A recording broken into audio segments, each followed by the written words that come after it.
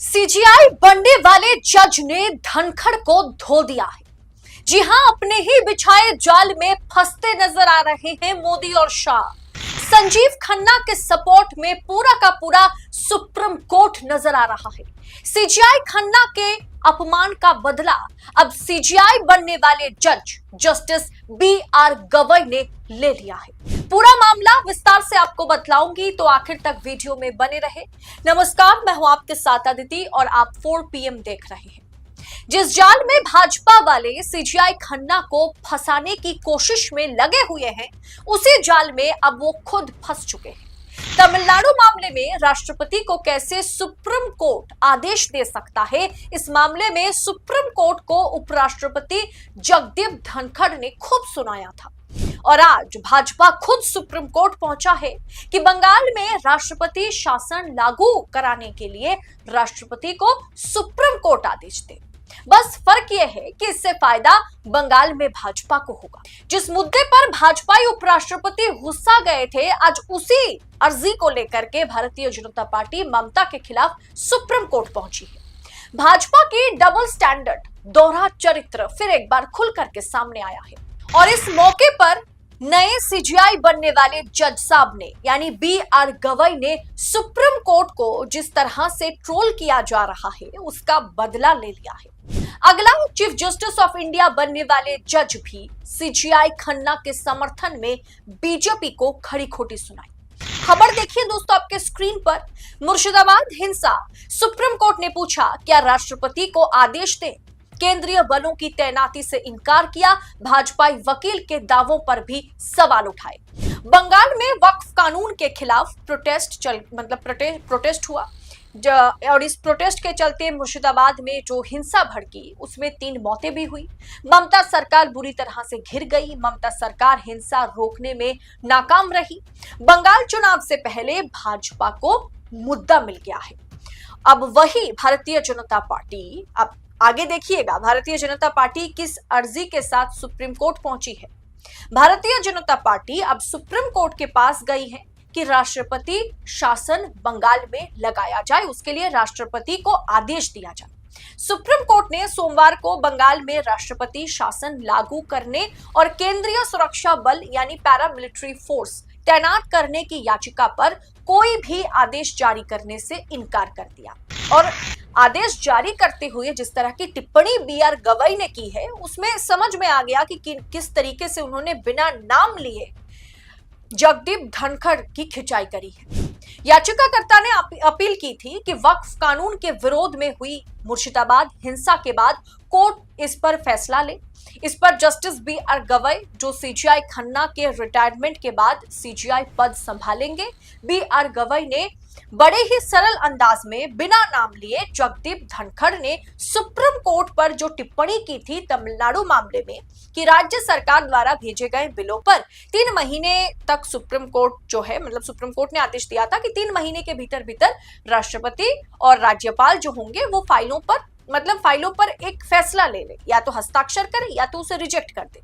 राष्ट्रपति इससे ज्यादा वक्त नहीं ले सकते। सुप्रीम कोर्ट के इस आदेश के खिलाफ धनखड़ ने कहा था कि राष्ट्रपति को क्या करना है, क्या नहीं करना है, क्या अब ये सुप्रीम कोर्ट तय करेगा? ये सुप्रीम कोर्ट का काम नहीं है राष्ट्रपति को आदेश जारी करना। सुप्रीम कोर्ट को जो अपार शक्तियां दी गई है, उसका सुप्रीम कोर्ट दुरुपयोग कर रहा है, ये कहते हुए जगदीप धनखड़ उपराष्ट्रपति जी नजर आए थे।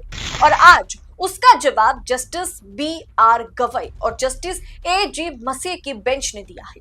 बेंच ने याचिकाकर्ता से पूछा, क्या आप चाहते हैं कि हम राष्ट्रपति को इसे लागू करने का आदेश भेजें? हम पर कार्यपालिका यानी सरकार के अधिकार क्षेत्र में दखलंदाजी के आरोप लग रहे हैं जनाब। अब हम कैसे राष्ट्रपति को फिर से सबक सिखा सकते हैं? राष्ट्रपति से हम कैसे सवाल कर सकते हैं? राष्ट्रपति के कामकाज राष्ट्रपति को कैसे सिखा सकते हैं? राष्ट्रपति को आदेश कैसे जारी कर सकते हैं, जबकि सरकार हमें उनके अधिकार क्षेत्र में दखलंदाजी करने का आरोप हम पर लगाया है, हमें ट्रोल किया जा रहा है। और आप चाहते हैं कि हम बंगाल में राष्ट्रपति शासन लागू कराने के लिए राष्ट्रपति को आदेश दें? ना, ये तो संभव नहीं है। यानी जस्टिस गवई ने बिना नाम लिए खिंचाई कर दी एक तरीके से भाजपाइयों की और साथ में जगदीप धनखड़ की।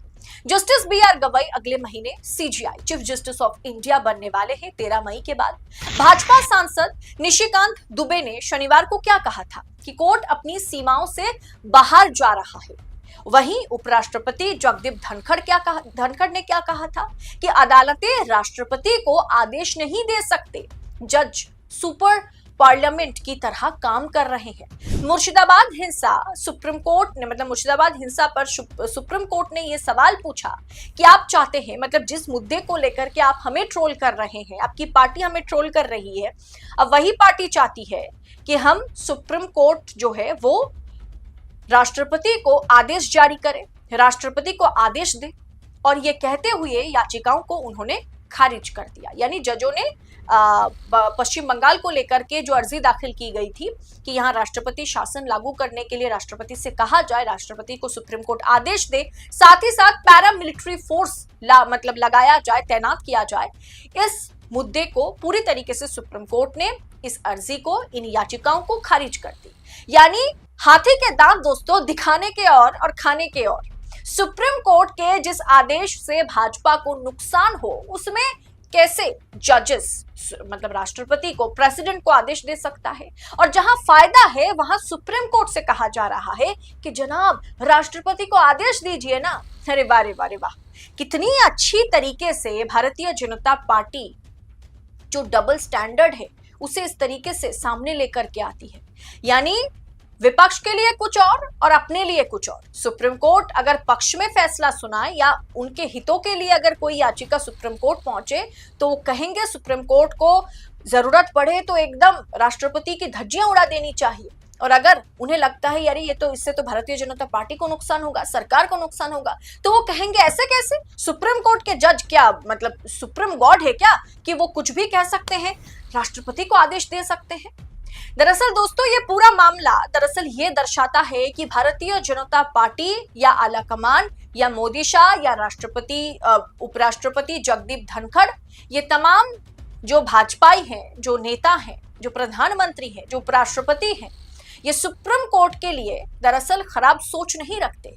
दरअसल ये सोच रखते हैं कि जजेस अगर हमारे पक्ष में रहें तो जजेस अच्छे हैं, अगर हमारे खिलाफ वो चले गए तो वो कहीं ना कहीं लोकतंत्र का खत्म करना और लोकतंत्र का खात्मा करने का काम कर रहे हैं। दोस्तों इस पूरे विषय पर आपकी राय क्या है? जिस तरीके से सीजीआई बनने वाले जज बी.आर. गवई ने चुटकी ली है, धनखड़ को एक तरीके से बिना नाम लिए खड़ी खोटी सुनाई है, उसे आप किस अंदाज में देख रहे हैं? कमेंट कर अपनी राय हमारे साथ साझा कीजिएगा, और ऐसी तमाम खबरों को पड़ताल के साथ, एनालिसिस के साथ पाने के लिए 4 PM के साथ बने रहें। फिलहाल इस रिपोर्ट में इतना ही, जल्द होगी आपसे मुलाकात। बहुत बहुत शुक्रिया आपका। जय हिंद, जय भारत।